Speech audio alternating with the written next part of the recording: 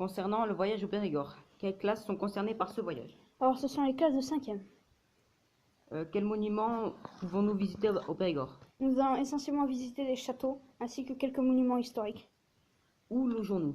Nous logeons dans une vieille bâtisse placée au patrimoine de l'UNESCO.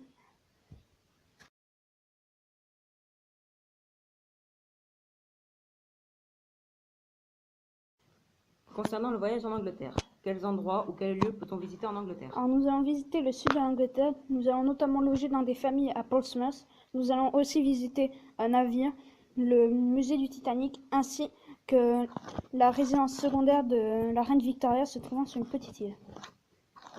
Faut-il convertir l'argent que nous amenons en Angleterre? Oui, car les Anglais n'ayant pas adopté l'euro, nous devons convertir notre argent en livres sterling. Quel est le but de ce voyage et que peut-il nous apporter? Le but de ce voyage est de découvrir la culture anglaise, mais aussi de pratiquer la langue.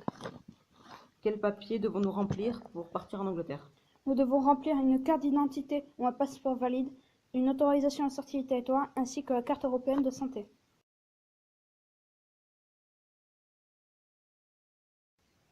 Concernant le voyage à Barcelone, par quel moyen de transport allons-nous à Barcelone? Nous allons à Barcelone en bus, cela nous prend à peu près 8 heures.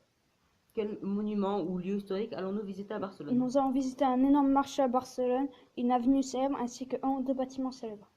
Aurons-nous un quelconque travail à rendre à la fin du voyage? Oui, nous devrons rendre un carnet personnel fait entièrement en espagnol à rendre et qui sera noté. Comment se déroule de manière générale le voyage? Le voyage se déroule généralement plutôt bien. Nous logeons dans des familles espagnoles pour découvrir leur culture.